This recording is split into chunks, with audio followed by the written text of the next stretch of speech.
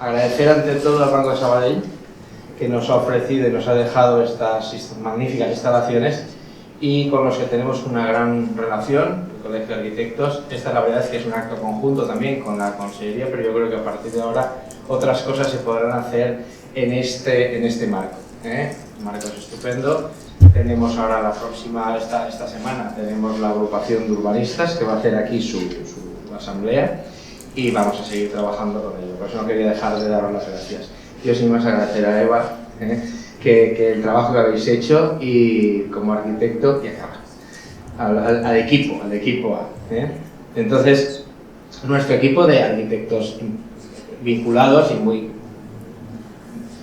expertos en este tema de género, pero además con muchas ganas de que esto no sea una cosa pasajera ni una noticia liviana aquí, sino que sea un tema de la tranquilidad que nos da a todos saber a dónde vamos, qué es lo que hay que hacer y tener ese argumentario genérico de tener una línea de acción conjunta para que no sea un parche en cada planeamiento de los que se hagan. Bueno, todos los que estáis formáis parte de la Dirección General y del equipo, pues muchas gracias. Ahora cedo la palabra yo creo al director general que él explique bien el proyecto y no quería yo quitarle protagonismo sobre este tema, sino dentro de la Semana del Urbanismo por lo menos hacer referencia. Ayer tuvimos una reunión con los medios para ver hacia dónde va el urbanismo valenciano, con expertos urbanistas, compañeros y también gente que hace urbanismo industrial, gente que está en la agrupación, abogados que están en la agrupación y no son arquitectos. Esa división que nos complementa y a partir de esto pues ya mañana no terminaremos con la webinar que presenta la Consellería de la Guía T. Muchas gracias y ahora el director nos explicará todo con eso. Muchas gracias a todos, muchísimas gracias al colegio y a su decano, Luis. Gracias por la predisposición que tenéis para colaborar con la Consellería de Política Territorial, Obras Públicas y Movilidad. Esa predisposición a veces se convierte en un abuso por parte nuestra, pero bueno, siempre es muy agradable. Las instalaciones son magníficas, veis que el hub de Sabadell, a los cuales le agradecemos también esta oportunidad que nos dan en este marco, pues hacer una presentación de una guía y una web que son absolutamente importantes y entiendo que vitales para el urbanismo del siglo XXI. Somos en la Comunidad Valenciana la primera comunidad que legisla y pone dentro de sus valores fundamentales la perspectiva de género. No hay ninguna otra comunidad autónoma que lo haya hecho. Nosotros sí, porque estamos vinculados y comprometidos con el tema de la perspectiva de género a todos los efectos. Tengo que decir que siempre me ha parecido que el concepto de perspectiva de género no lo hemos sabido vender suficientemente. Siempre se ha entendido de un incluso enfrentamiento entre hombres y mujeres, cuando esto no es un enfrentamiento entre hombres y mujeres, sino calidad de vida para todos en las ciudades. Calidad de vida para hombres, para mujeres, para niños, niñas, para mayores, para gente con disminución de sus capacidades. Estamos hablando de todo eso, no estamos hablando únicamente de una moda puntual. Por eso lo incluimos en su momento, en el 2019, dentro de nuestra ley urbanística, para que esa transformación inspire, para que este concepto inspire toda la transformación del urbanismo que tiene que venir en los próximos años. De la Dirección General, una de las grandes y con titulares, grandes acciones que tenemos es la de convencer a todos aquellos que están relacionados con el urbanismo, primero, que la perspectiva de género es necesaria para todos, para hombres, para mujeres, para niños, para mayores, para gente con capacidades reducidas, pero que además tenemos una posibilidad inmensa de poder transformar nuestras ciudades a través de estas palancas. Son palancas, pero que tenemos que saber explicarlas. De ahí nace el concepto de la guía de perspectiva de género en el urbanismo, que les pedimos a Eva Álvarez y a Carlos Gómez que nos ayudaran a redactarla. La han redactado y han hecho un documento entendible Entendible desde esta perspectiva, desde una perspectiva, primero desde la universidad, donde ellos están, pero también desde la realidad. Y no es que la universidad no esté en la realidad, sino que estando también el concepto filosófico tenía que impregnar todo este proceso. Por lo tanto, muy agradecido a vosotros, también a Marina Calatayud, discúlpame, por otra parte que estamos potenciando desde la Generalitat.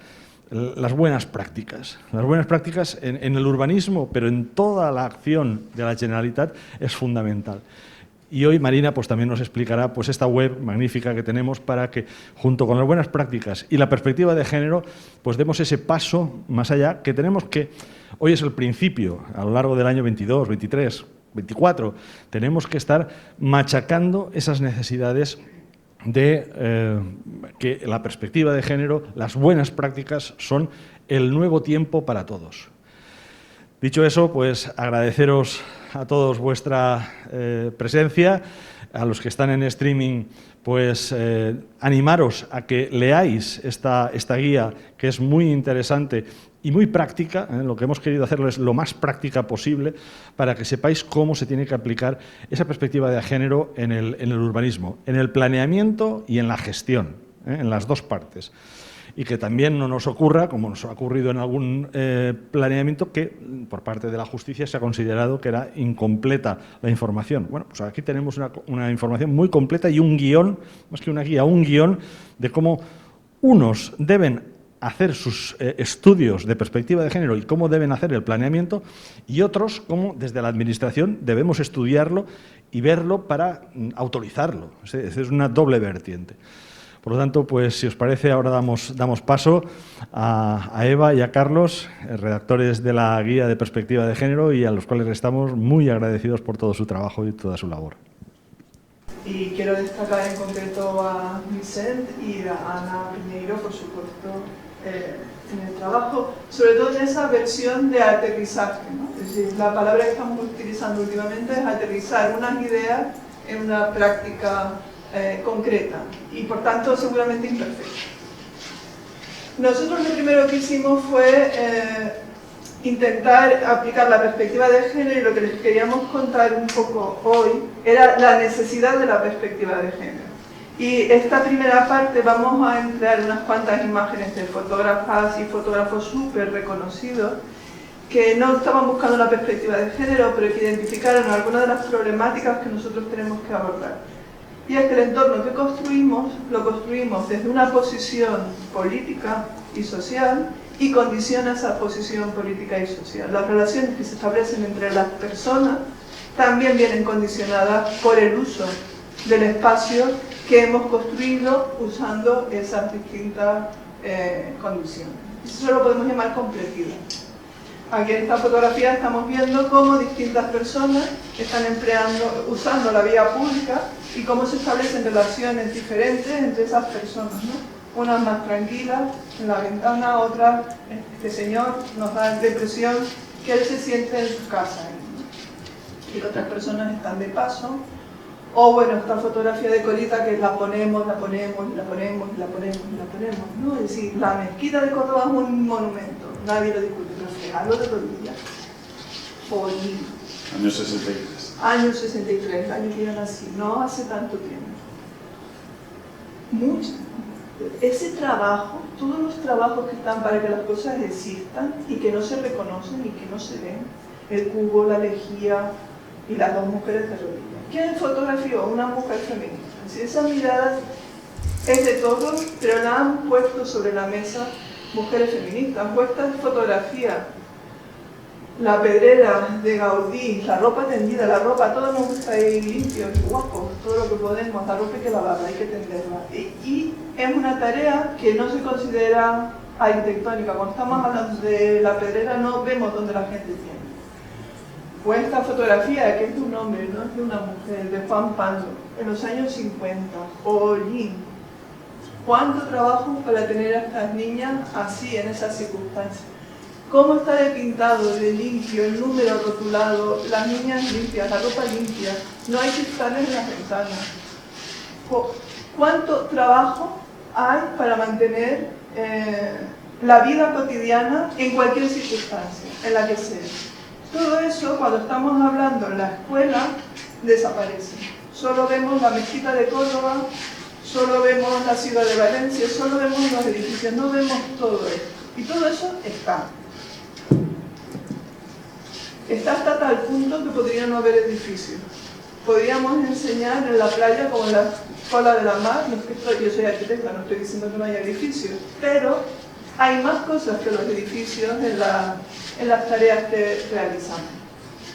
La fotografía que se publicó en la revista de la PAC en Barcelona, el AC, también es de una fotógrafa y también es una experiencia escolar única en Europa en aquel momento, que era la Escuela de la Mar, que fue bombardeada durante la Guerra Civil, que los niños de procedencia no la mejor del mundo tenían un sitio donde comían, tomaban el sol y estaban con una maestra además, también había maestra.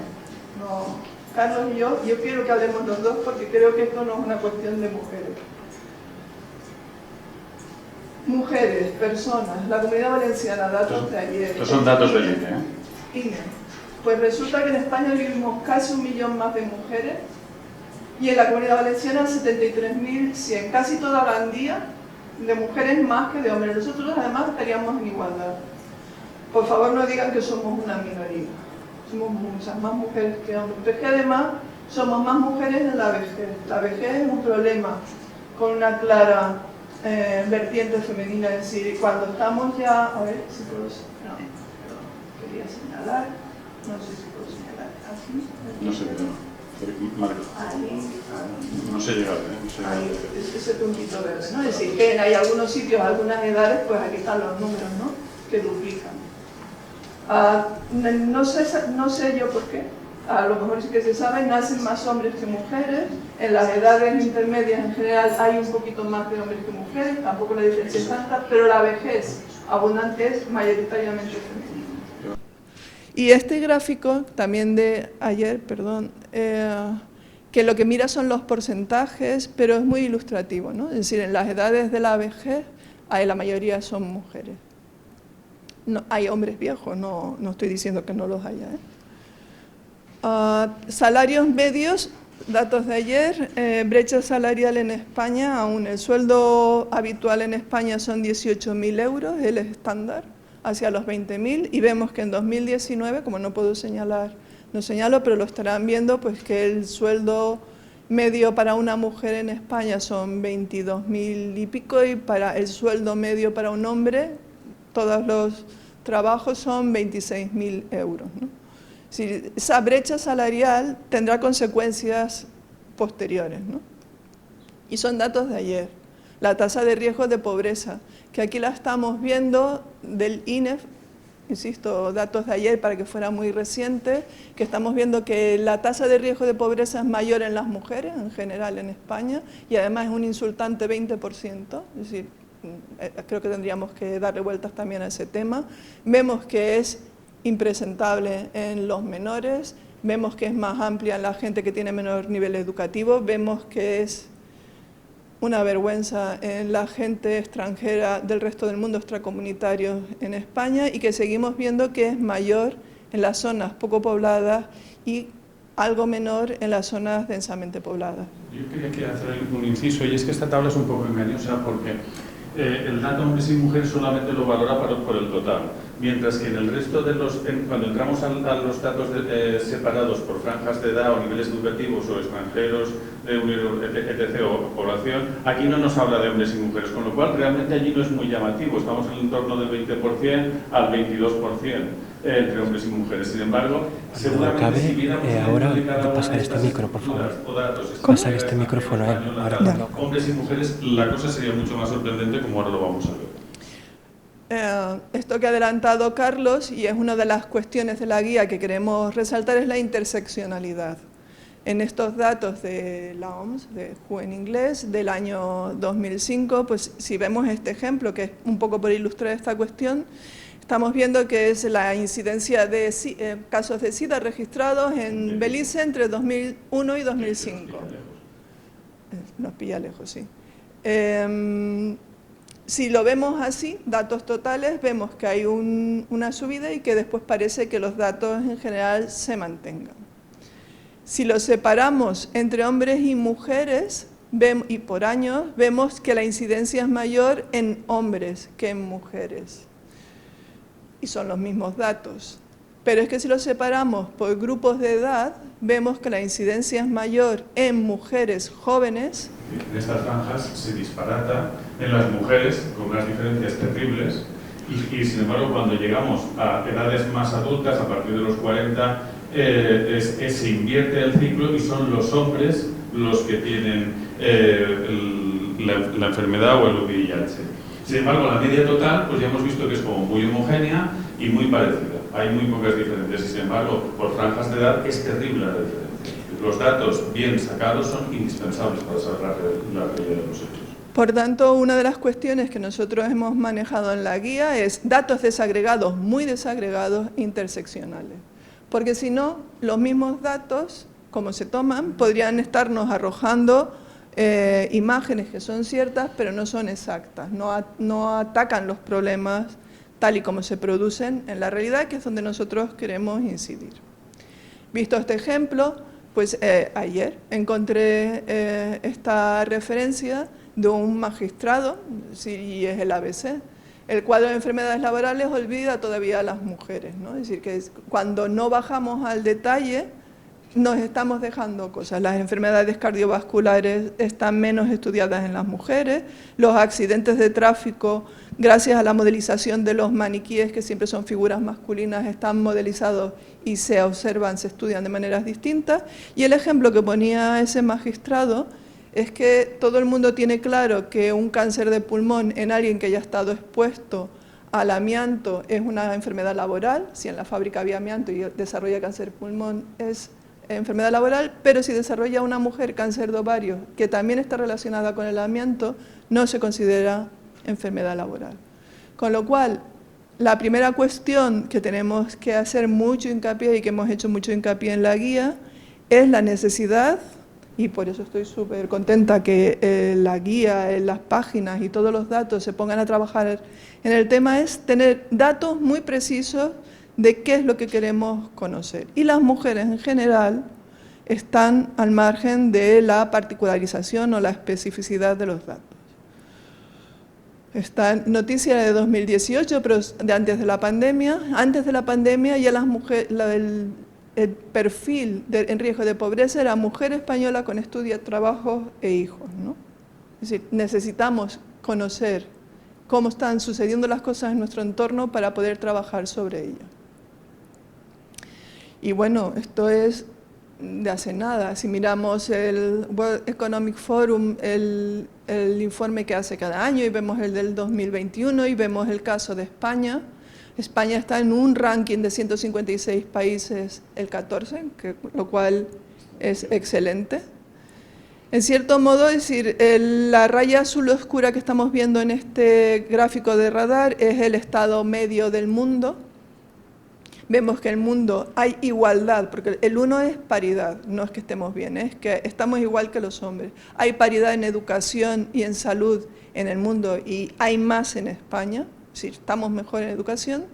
No hay paridad en economía y en política en el mundo, y en España estamos un poquito mejor, bastante mejor en cifras de Alemania, y si lo comparamos con el de 2017, clara que es España. Vemos que hemos pasado del puesto 24 de 144 al 14 de 156 fundamentalmente por la política, ¿no? La incorporación de mujeres en el ámbito donde se toman las decisiones.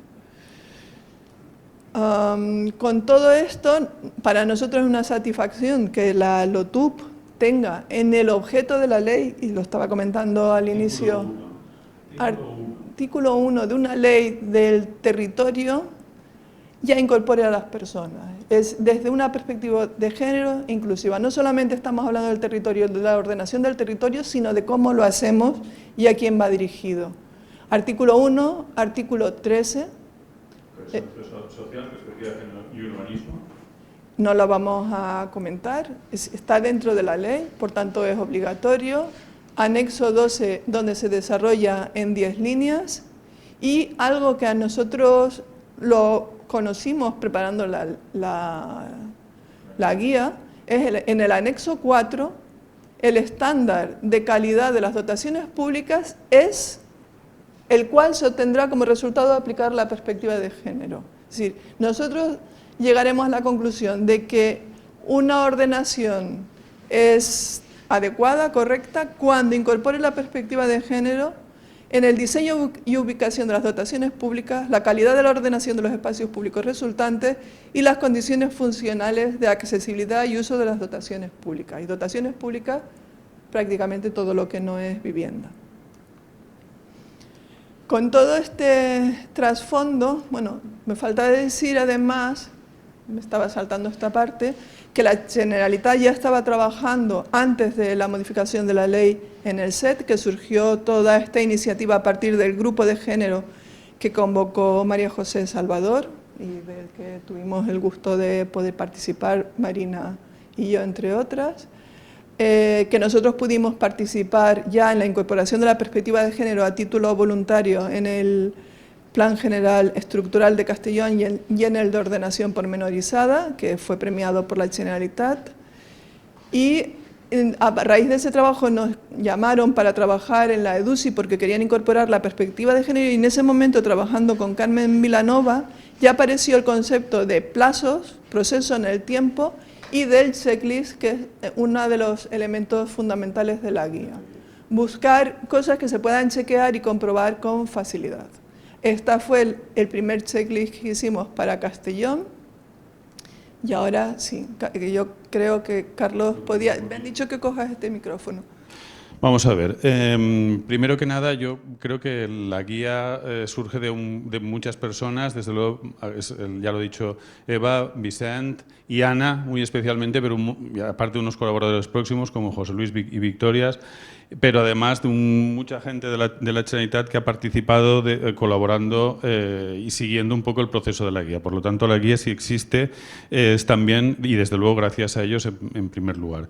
El contexto es súper especial porque la Generalitat Valenciana, ya lo ha dicho el director general, es, no sé si es pionera absolutamente, pero desde luego yo estoy convencido de que sí, porque tiene una legislación súper adelantada y que incorpora desde el punto 1 en todo lo que tiene que ver urbanismo la perspectiva de género. Y eso en sí mismo, ya solo por eso, es un éxito.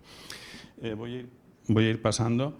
La guía, lo primero que yo sí que quiero dejar claro es que es eso, intenta ser un primer paso de la guía y por lo tanto es un camino para ir incorporando en cualquier momento de un proceso de actuación urbana, desde la gran escala hasta la escala próxima, la perspectiva de género.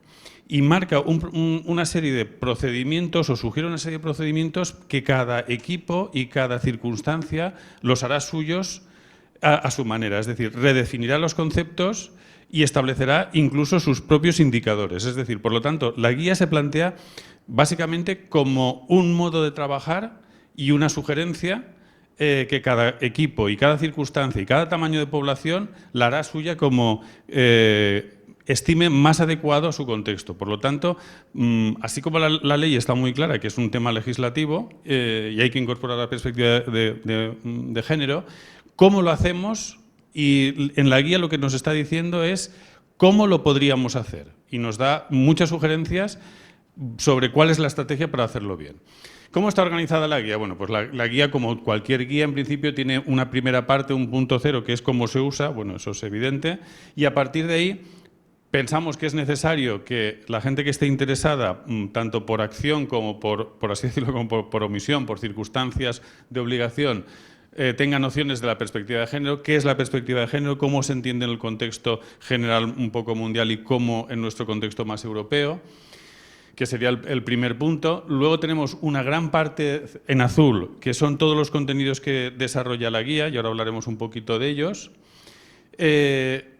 Evidentemente, cualquiera que llegue desde el planeamiento a la guía y al informe de impacto de género, que es como lo define la ley y es obligatorio tener ese informe de impacto de género en un documento normativo como puede ser una figura de planeamiento, lógicamente querrá acudir pronto a la parte de los documentos, pero la parte de los documentos está construida de manera que haya que recurrir a los contenidos para desarrollarla correctamente.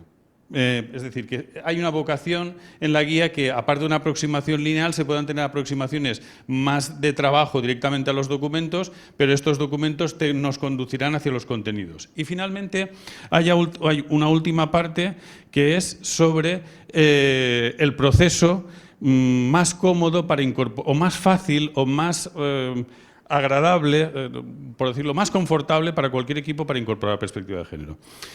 ¿Por qué digo todo esto? Estoy contando todo esto un poco y voy a ponerlo en parangón. A mí siempre me gusta ponerlo en parangón con la sostenibilidad. Seguramente si hace 25 años nos hubiera dicho alguien, cuando hablamos del código técnico, que nuestras casas tenían que tener 8, 12 centímetros de aislamiento térmico y unas carpinterías con unas condiciones extraordinarias y unas condiciones durísimas, para tener un alto nivel de confort, pues probablemente nos habríamos tirado de los pelos o nos habríamos sorprendido muchísimo que la legislación y la normativa nos obligara entonces como obligación, y sin embargo hoy lo tenemos como una variable totalmente natural. Todos tenemos claro que la sostenibilidad es algo totalmente transversal que afecta a todo. Está en el chip y buscamos especialistas, formamos equipos que tienen que incorporan la sostenibilidad siempre.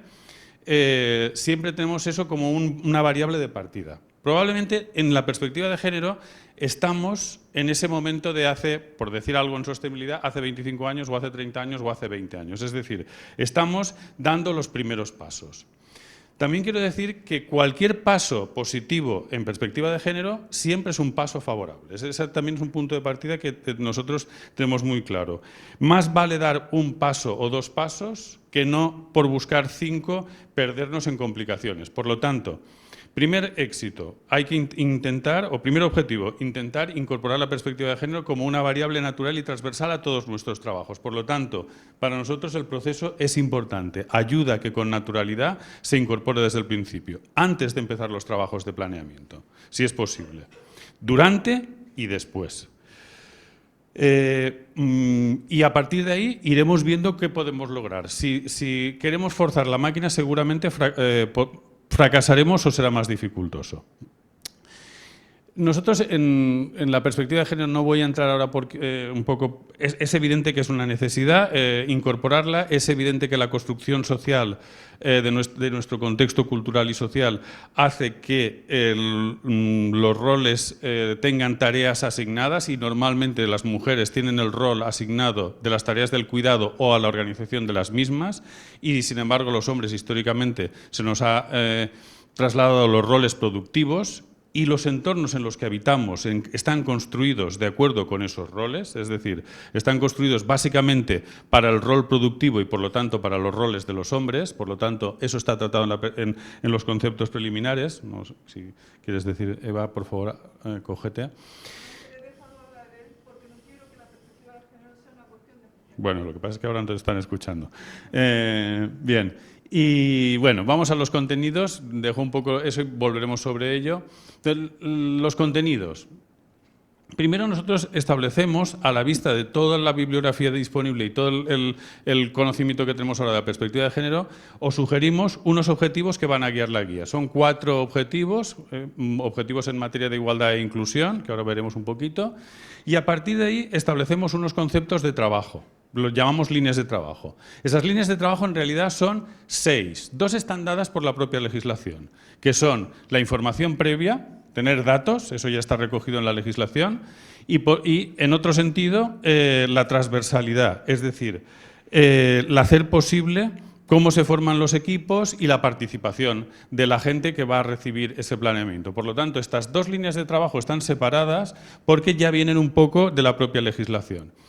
Y después tenemos otros 4 conceptos que, digamos, hemos organizado nosotros, que van desde la escala global, muy territorial, incluso más de gran formato, hasta la pequeña escala, que es el mantenimiento y confort de la calidad urbana. Son 4 conceptos que nosotros los hemos organizado así, en paralelo a la estructura del propio articulado del anexo 12. Voy a pasar un poquito, porque si no... Vale. Bien, esta es un poco la estructura general. Parte 1, nociones sobre perspectiva de género. Parte 2, estructura de contenidos. Parte 3, los documentos, evidentemente, es indispensable llegar a los documentos. Y parte 4, el proceso que va a lo largo de todo el tiempo. Claro, el objetivo final es llegar a lo que la ley llama IIG, Informe de Impacto de Género, que nosotros en la guía, un poco por darle el sentido de lo que sirve, le hemos llamado Informe de Evaluación de Impacto de Género. Es una frivolidad, pero que explica muy bien para lo que sirve el informe. El informe es una necesidad legal, pero lo que hace en realidad es evaluar si se ha incorporado la perspectiva de género. El informe en sí mismo no incorpora la perspectiva de género, ¿vale? Por lo tanto, para llegar al informe positivo, que es el objetivo, digamos, documental formal, lo que interesa es lo que va ocurriendo antes, para que se incorpore. Un proceso, aunque no sea desde el principio, aunque no sea el ideal, que va incorporando en cada momento la perspectiva de género, o en el momento que pueda ser, seguramente desembocará en un informe de evaluación de impacto de género positivo. Si no, puede ser que no lleguemos a ese informe favorable. Por lo tanto, la cuestión aquí es, evidentemente, en qué momento nos incorporamos al proceso, y cuanto más extenso, más desde el principio pueda ser, mucho mejor. ¿Eva? ¿Continuamos? Vale. Vale, continuamos. El trabajo de la guía recoge muchísima más bibliografía, pero vamos a ver. Evidentemente, recoge la propia documentación de la Generalitat, el SET y el anexo 12, con sus 10 puntos bien conocidos, digamos que son las tablas que están en color, y, por otra parte, nuestra guía, la guía última, la guía de la Generalitat, para la aplicación de la incorporación de la perspectiva de género. Y por el camino es obligatorio, pues, ver lo que han hecho nuestras referencias más importantes a nivel local e internacional. Y esas, evidentemente, están todas incorporadas y todas se han muestreado en la misma rejilla, desde Horacio Terraza a Salvador Rueda, a Vicent Gregori de Equivalencia, a Isabela Velázquez, a Ana Bofill, es igual, Inés Sánchez de Madariaga, todas aquellas personas que se han vinculado a la incorporación de la perspectiva de género y han hecho documentación y trabajo sobre la misma.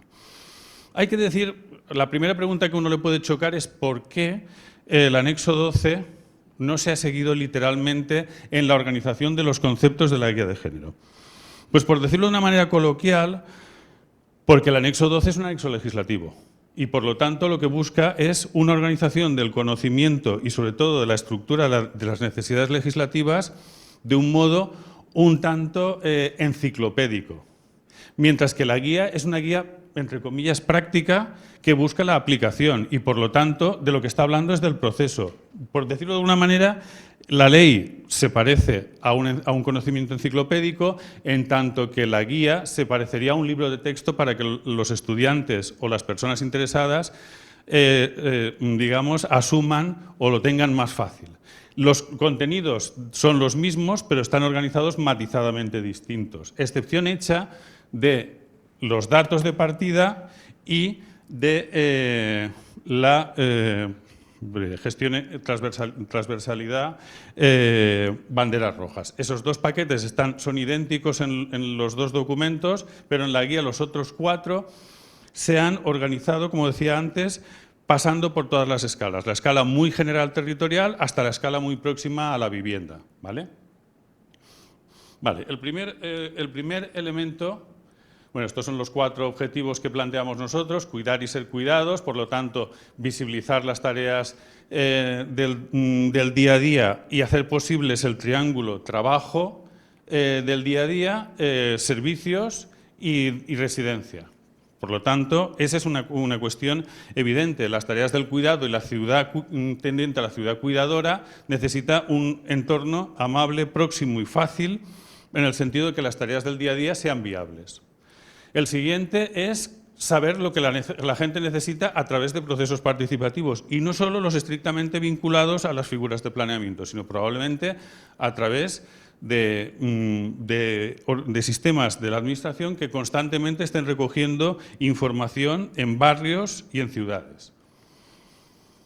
Evidentemente, el tercer objetivo para las mujeres y, por lo tanto, para todos, sería aumentar la autonomía económica. La autonomía personal, es decir, facilitar la mejora de las posibilidades de todas las personas y, en particular, de las mujeres, que en todos los segmentos y grupos suelen ser siempre las que tienen los peores datos, las peores circunstancias. Por lo tanto, si les ayudamos a ellas, les estamos ayudando a todo el mundo. Y el objetivo 4 es uno del día a día, que es confort y seguridad. Es decir, uno está tranquilo en su casa, tranquilo, aunque no sea el entorno, por desgracia, seguro, que también lo sabemos eso, y debe tener esa misma sensación en la calle. Y por lo tanto, eso permite que todo el mundo pueda colonizar la calle y por lo tanto las mujeres en particular también pueden colonizar la calle, que es una de las cuestiones que más preocupa cuando se habla de perspectiva de género y seguridad, y es que la calle, en determinadas circunstancias, no la pueden tomar las mujeres. Dichos los objetivos, nuestras líneas de trabajo, las líneas que se sugieren en la guía, además de los datos y además de las banderas rojas y la gestión social, la participación, tenemos 4 niveles de concepto. Estamos trabajando y desde, Carlos ya lo ha explicado, hemos ido bajando de escala. La primera, la que tiene que ver con el planeta y el entorno saludable, que tendría que ver con la sostenibilidad. Bien entendido que la sostenibilidad es una variable más dentro de la perspectiva de género, porque todo el mundo quiere vivir en un planeta habitable. Después tendríamos, bajando de escala, las infraestructuras, todo aquello que nos permite la vida diaria, las infraestructuras que nosotros las hemos llamado entrelazadas, ensambladas, entendiendo la vivienda como infraestructura, el espacio verde como infraestructura, el espacio público como infraestructura, es decir, dando una mirada más amplia a todo aquello que nos permite existir. Y si pasas, Carlos, por favor. Los espacios comunes, que es además una faceta clara en la LOTUP, los espacios comunes son todos los espacios próximos a la vivienda que nos facilitan ese día a día, las paradas de autobús, los colegios, los centros sociosanitarios, todo lo que nos rodea en nuestro día a día, y finalmente todo lo que tiene que ver con la seguridad y el uno estar tranquilo en la vía pública, que es un tema no solamente específico de las mujeres, sino de muchos más colectivos, personas mayores y niños y niñas, y que tienen que ver con el mantenimiento, el confort y la calidad urbana, porque uno no siente peligro en la vía porque te vayan a asesinar, te sientes peligro en la vía porque no estás a gusto, no estás cómodo, no hay calidad, no está mantenido. La transversalidad ya lo ha comentado Carlos, que es ver no solo la gestión urbana, sino también la política, la económica y la social, es decir, que hace falta más cosas que solamente disponer el medio físico. Si puedes pasar.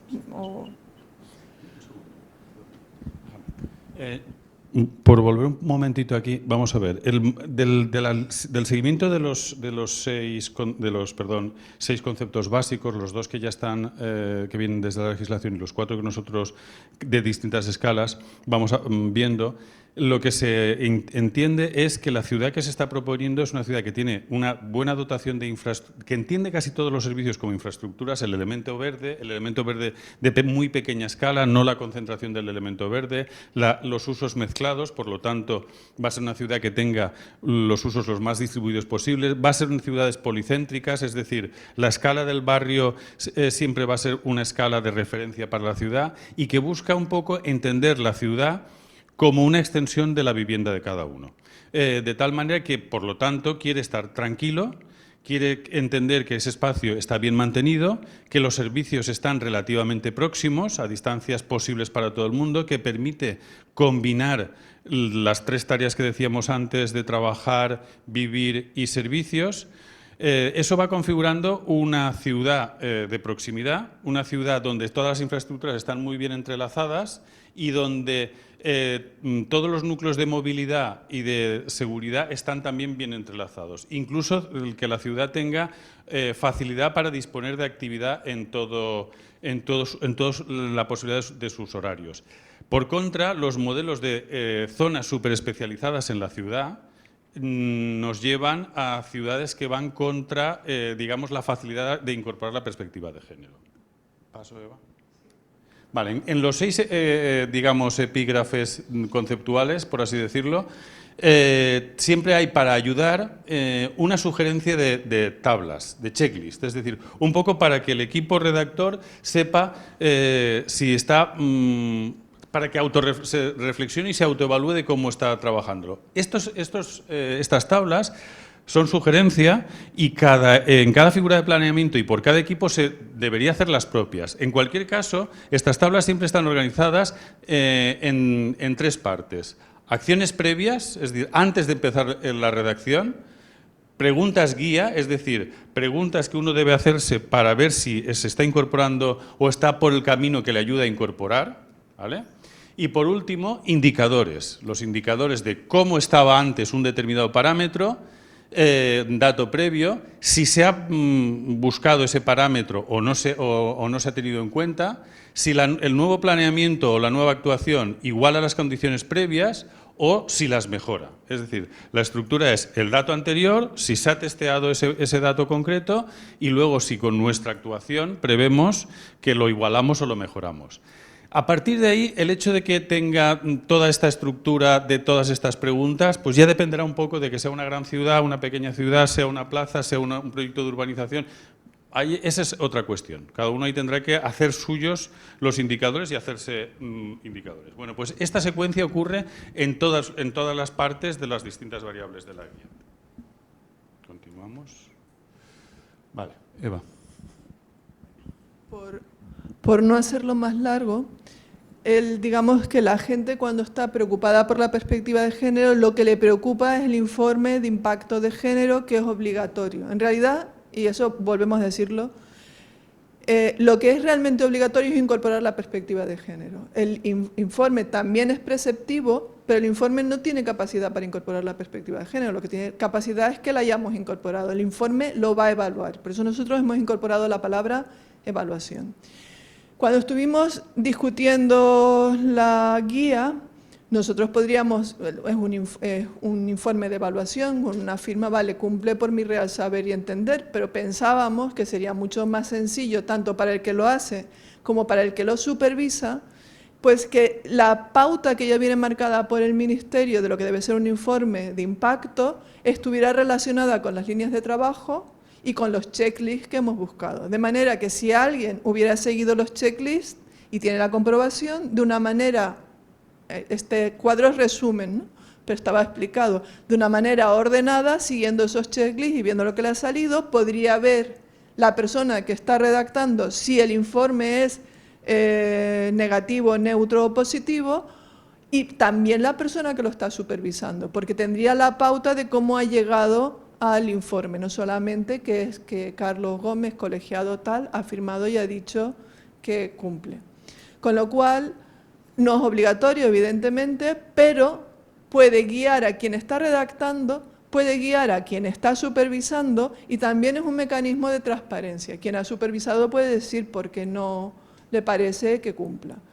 Evidentemente, esto es una primera aproximación y es mejorable. Nosotros hemos vinculado toda la estructura del informe a lo que se dice en cada punto, ¿no? Y si leen la guía con detenimiento verán que es mejorable, pero que está claro, ¿no? Finalmente, para nosotros era importante, insistimos, en que no se entienda la perspectiva de género como un objeto finalista, que es algo que yo, si tengo el informe, alguien dice que tengo el informe, ya lo tengo, y si no tengo el informe, no, sino que se entienda como un proceso en el tiempo. Entonces, hemos elaborado una serie, a nuestro criterio, de tareas antes de empezar el planeamiento. Algunas son obligatorias por la LOTUP, unas tareas durante la fase de planeamiento, muchas son obligatorias por la LOTUP, y una serie de tareas posteriores que sugerimos que se podrían hacer, que estas tendrían que ver más con la Generalitat y con los colegios, en el sentido de premiar a quien haya aplicado la perspectiva de género con ganas, o también en todo lo que tiene que ver con las contrataciones y licitaciones de obras posteriores a la redacción del plan, porque al final eso tiene que estar ejecutado por personas y también se pueden poner cláusulas de género, o más que cláusulas, redactar los contratos, las contrataciones, incorporando la perspectiva de género. Por tanto, hemos pasado por las 3 fases, hemos hablado de la necesidad de la perspectiva de género, hemos hablado de los contenidos que teníamos en la guía y un poco sobre la documentación, que es, digamos, lo que a la gente le preocupa más, de manera que aunque entremos por el informe, podamos deshacer un poco el camino andado, aunque realmente lo importante es el proceso. La guía está descargable en la web, está en este momento descargable en castellano y en valenciano y próximamente estará también en inglés. Y bueno, para nosotros la silla roja es una invitación a que sea una cuestión, digamos, participativa, colaborativa, y que esto sea un proceso también que se pone a andar con perspectiva de género para que vaya produciendo frutos y que podamos revisar, ¿no? Ya está todo dicho.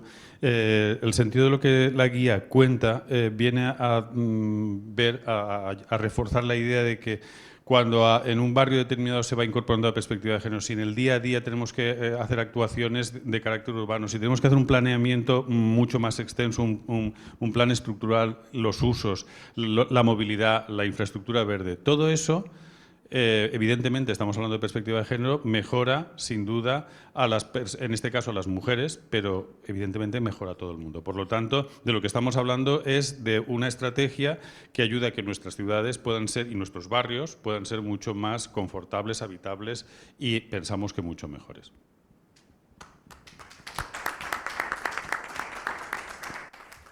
Muchísimas gracias, Eva. Muchísimas gracias, Carlos.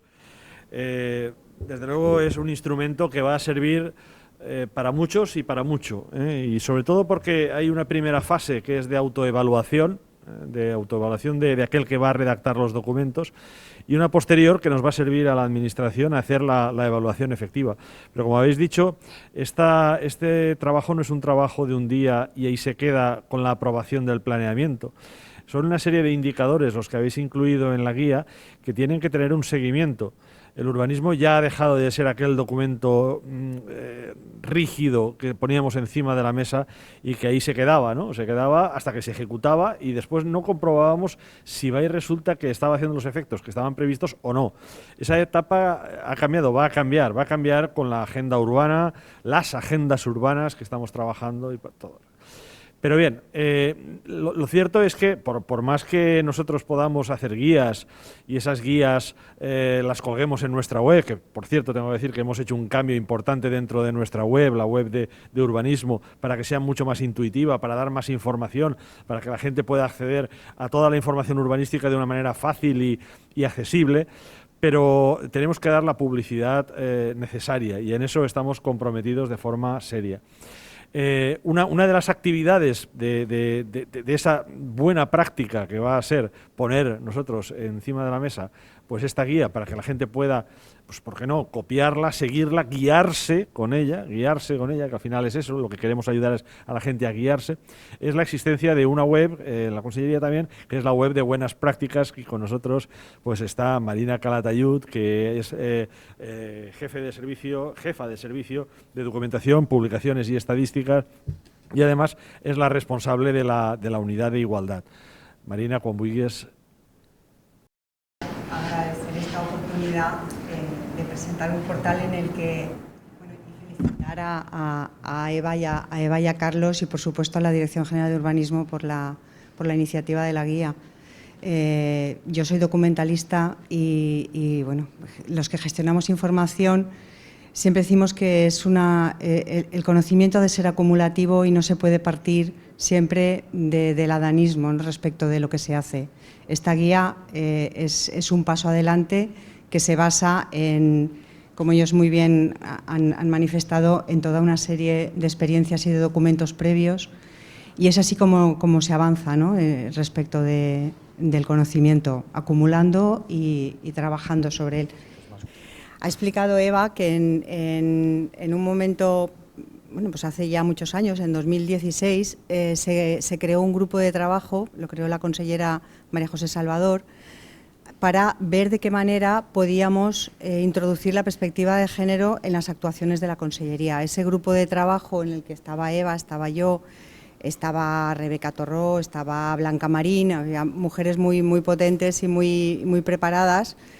Nos sirvió un poco bueno, y Carmen Antequera, la asesora de María José, nos sirvió para profundizar en nuestros conocimientos, para aprender las unas de las otras y también para darnos cuenta, entre otras cosas, de que las experiencias que llevamos desarrollando, pues el SET,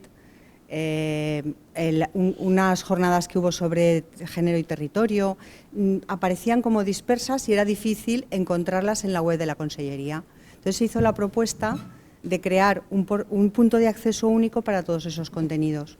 Además, desde el año 2017, como sabéis, la Consellería tiene unos premios de aplicación de la perspectiva de género dirigidos a ayuntamientos, a entidades y a medios de comunicación y desde las últimas ediciones a trabajos académicos.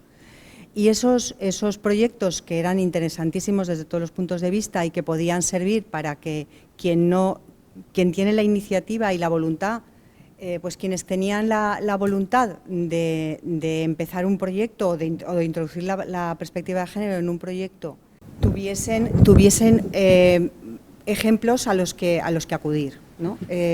Claro, la manera que encontramos, sí, ya está. La manera que encontramos de hacer esto, pues era, desde luego, tenerlo disponible y público en el portal de la Consellería. Y, como veis, ya está ahí. Después de años de trabajo en el que he de agradecer, por supuesto, al personal de mi Servicio de Documentación, Publicaciones y Estadística Departamental, en concreto a las personas, a los documentalistas, Natividad Noverges y Alberto Segrera, que los he de nombrar, y por supuesto a mis compañeras de la Unidad de Igualdad de la Consellería, María Berchili, en su momento Pepa Bertolín y ahora Nati Noverges, y a una becaria que nos ayudó mucho en la primera estructura del portal, que es Cristina Sánchez. Era una becaria del Máster de Igualdad de la Universitat Jaume I. Y este es el portal. Bueno, también he de decir que creamos este logotipo de las gafas violeta con las que acercarnos a la realidad. Vale. Y, bueno, como veis, el portal, en primer lugar, tiene ay, gracias, una presentación que cuenta un poco. No, me tengo que centrar aquí, no en la pantalla grande. Explica un poco la historia, el objetivo y bueno, y recoge, pues, sobre todo la finalidad, si no principal, sí una de las más importantes, que es recoger todos los proyectos galardonados en los premios de urbanismo, movilidad, paisaje, habitatge y arquitectura en perspectiva de género, que se vienen convocando, como hemos dicho, desde 2017 y que, bueno, a partir de este momento estarán ahí para que quienes quieran tener más conocimiento sobre lo que ya se está haciendo en el territorio valenciano a este respecto, tienen, por supuesto, las convocatorias, pero sobre todo los proyectos galardonados, y los hemos organizado por ediciones, por categorías dentro de los premios y por materias. Nos ha parecido importante hacer una clasificación por las materias principales de los distintos proyectos que, bueno, veréis y comprobaréis que muchos de ellos entran, porque estas materias tampoco son compartimentos estanco. Muchísimas veces proyectos de una rehabilitación de un espacio público hacen cosas de movilidad, proyectos de movilidad hacen cosas de reorganización del espacio público. Incluso en el aspecto de vivienda, dado que las competencias de la Consellería anteriormente la incluían y ahora los premios se organizan conjuntamente con la Vicepresidencia Segunda, pues hemos tenido también, no es que haya habido proyectos exclusivamente de vivienda, pero sí cuando se han presentado proyectos sobre edificios teniendo en cuenta las condiciones de habitabilidad, pues los hemos clasificado también como proyectos de vivienda. Por ejemplo, en arquitectura, pues aparecen primero, pues con esas clasificaciones, ¿no? Por los ayuntamientos, los distintos categorías de ayuntamientos. Después tenemos aquí las instituciones, organizaciones, tal. Por ejemplo, este proyecto, que sé que al director general le gusta porque es de su pueblo, y es un proyecto que presenta unas entidades, el fabricante de esferas, Grupo Aranea y Serras Arquitectura, y es la propuesta de regeneración para la mejora de la accesibilidad y la sostenibilidad social de la Plaza de la Sinagoga del Centro Histórico de Onda. Aquí, bueno, pues los contenidos que hay es el diploma que se le da a este proyecto, que fue el ganador en su categoría en la última edición, y aquí los documentos del proyecto.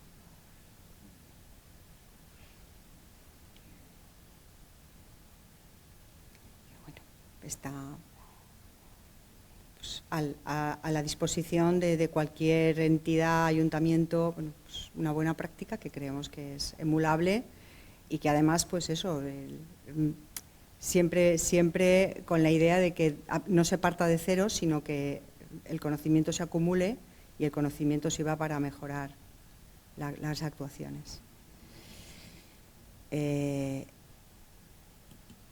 Hemos dicho que teníamos organizados por categorías, por materias, por categorías.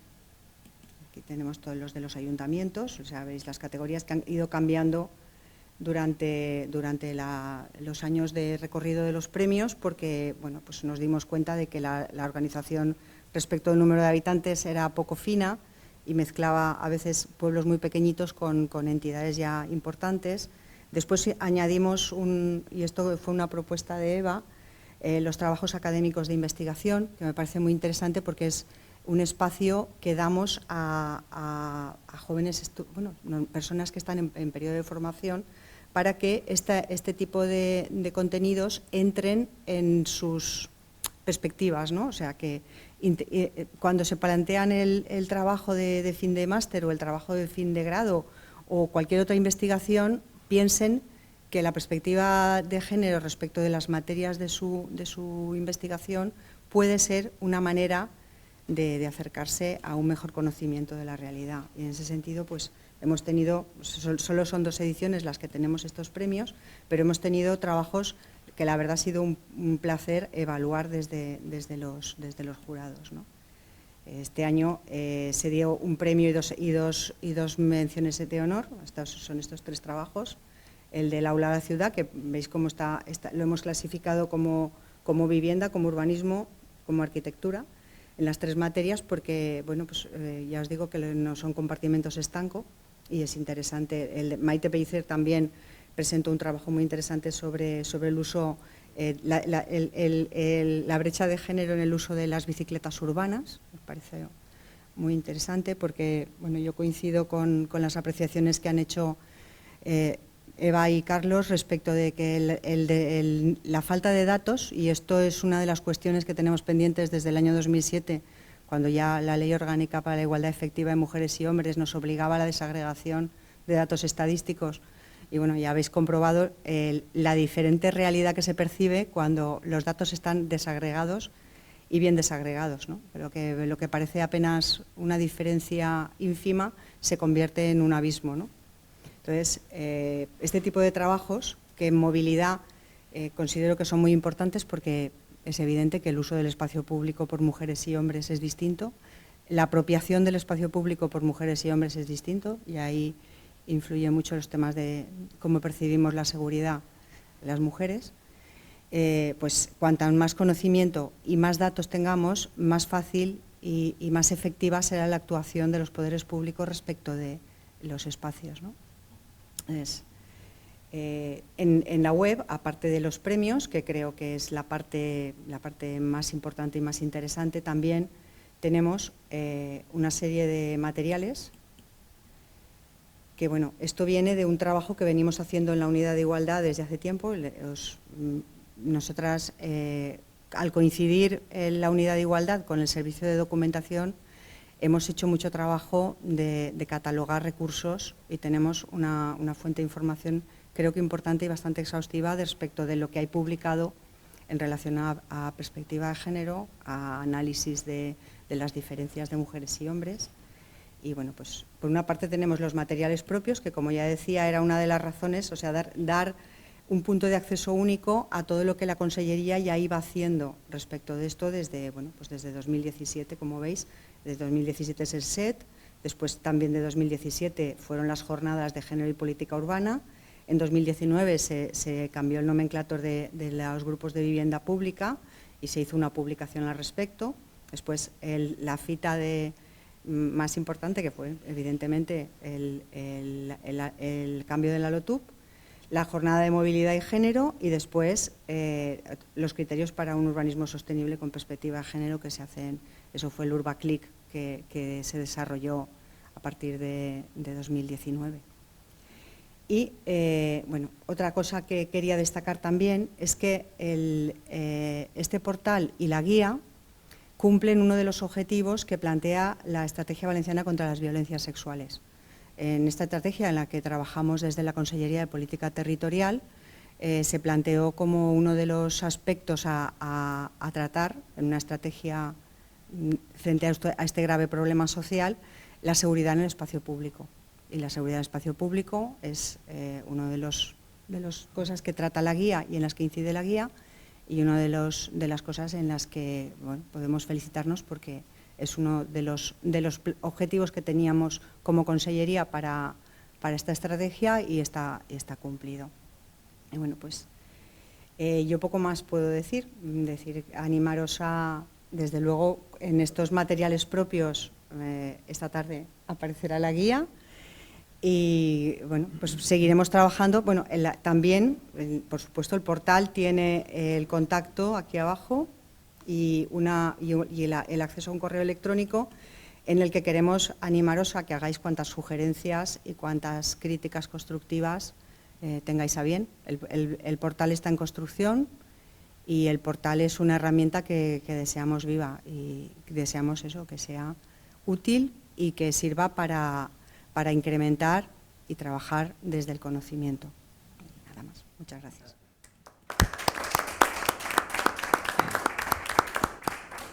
Muchísimas gracias, Marina Calatayud, por tu trabajo y por tu implicación en todo este proceso, que es un proceso, va a ser un proceso, que iniciamos, vosotros iniciasteis ya hace tiempo y ahora pues ponemos una piedra más para la construcción de estas necesarias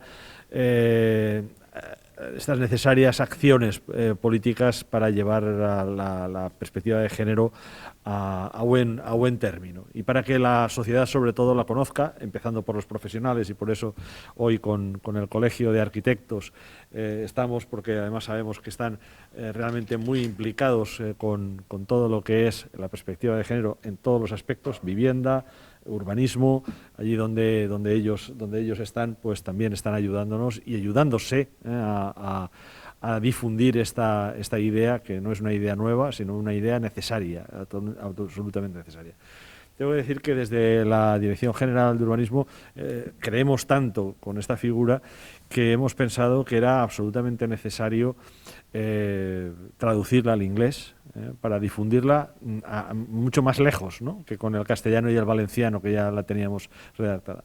¿Por qué? Pues porque hay mucho ciudadano también en nuestra comunidad de lengua extranjera, fundamentalmente inglés, y creemos que tenemos que llegar a ellos, pero también con una clara vocación y perspectiva de llegar a todo el mundo, ¿no? Llegar a todo el mundo, y el inglés es una palanca que nos va a ayudar a que sepan que aquí en la Comunidad Valenciana pues estamos muy implicados.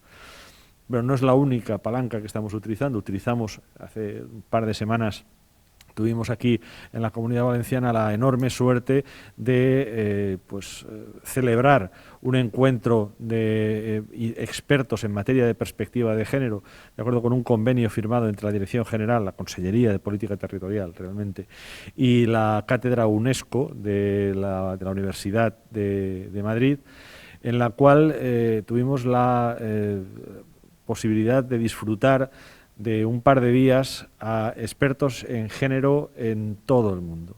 En todo el mundo. Hicimos una conferencia de la cual ha surgido una declaración, la Declaración de Valencia, la que se llama Declaración de Valencia sobre la perspectiva de género, que yo hubiera querido tenerla hoy para ponerla encima de la mesa y que la vieran y que la supieran, ¿no?, que Valencia está implicada con lo que es la perspectiva de género, pero no hemos podido tenerla. La tendremos en breve, porque los expertos se reunieron, hicieron los expertos son unos expertos, ya digo, de todo el mundo, y además asesores de la ONU en este tema. Es decir, la perspectiva de género no es una cuestión de Valencia, no es una cuestión de la Comunidad Valenciana, no es una cuestión cuestión de España siquiera, es una cuestión mundial.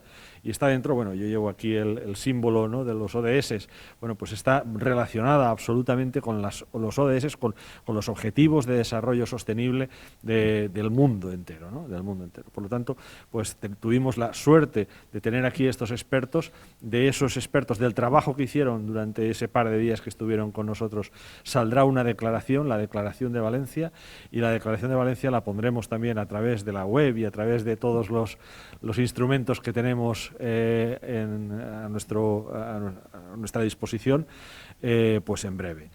Dicho eso, pues agradecer, como no, de nuevo por estas magníficas instalaciones al Sabadell, por el Hub Empresas, que me parece una idea genial y la aprovecharemos muchas más veces, si nos permite el Sabadell, y agradecer también al colegio y a Luis, el decano, pues toda la labor que está haciendo de ayudarnos a difundir todas estas cuestiones fundamentales que, si no fuera por ello, pues seguramente se quedarían en ese círculo cerrado que es la administración, colgado en una web perdida en el Internet, en el mundo del Internet, y eso no nos lo podemos permitir.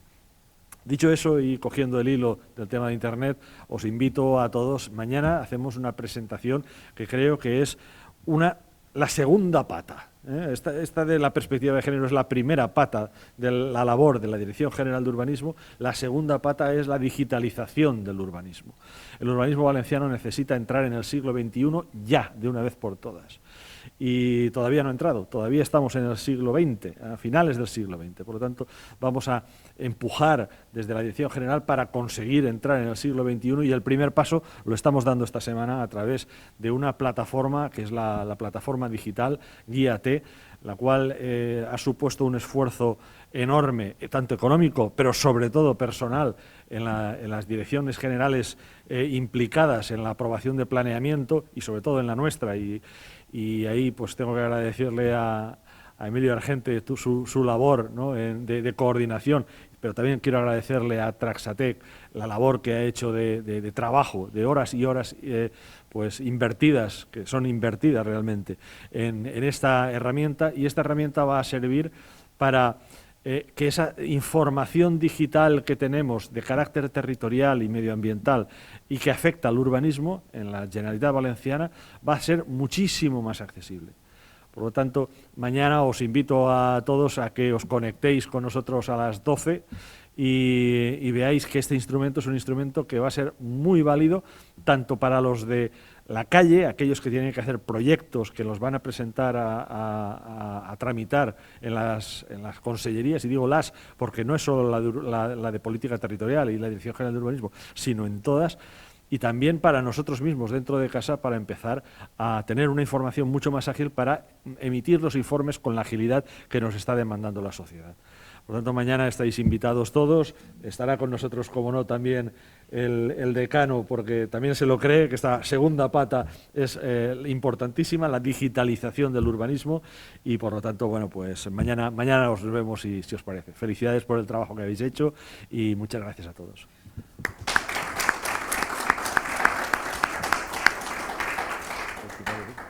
Bueno, desde el colegio, pues agradecer a esta consellería que tiene tanta actividad, ¿no?, y que tenga política territorial, obras públicas y movilidad, pues como vemos tiene muchos más apellidos, como vemos hoy y hemos estado desarrollando. Eso hay que llevarlo a la sociedad. Todo el trabajo que se hace no se puede quedar, como bien dice nuestro director general, en nombre del conseller Arcadi España, que está muy involucrado en todos estos asuntos, y por eso este ímpetu. Nosotros agradecer y seguiremos participando. Participamos y seguiremos participando de la mano de esta consellería en las políticas que se están desarrollando, porque son positivas para la sociedad y son positivas para nuestros compañeros, y desde la Dirección General, pues muchos son compañeros nuestros. Emilio, muchas gracias también por tu trabajo. A Eva y a Carlos, pues ya lo hemos dicho al principio y hemos visto el trabajo que han desarrollado personas como Marina o la subdirectora general que tenemos aquí. Y al Sabadell, de nuevo, pues muchísimas gracias. Yo creo que vale la pena, ya cerramos este tema, y yo repito lo que he dicho, mañana nos tenemos que ver en Guíate. Muy importante que sepáis manejar esa herramienta, muy importante que la conozcamos y muy importante que la difundamos, porque ahorraremos tiempo, y el tiempo es escaso y por desgracia es lo que atrasa el planeamiento. Todas estas ideas se tienen que poner en práctica con rapidez, y esos informes sectoriales, que son 40, como dijo muy bien ayer el director general, entre que van y vienen son 120, pues eso representa un tiempo del que no disponemos. Con esta guía se adelantarán muchos de ellos y se adelantará de todo. Por eso estamos con la Consellería en este momento y con esa nueva actuación que será mañana con todos vosotros. Gracias.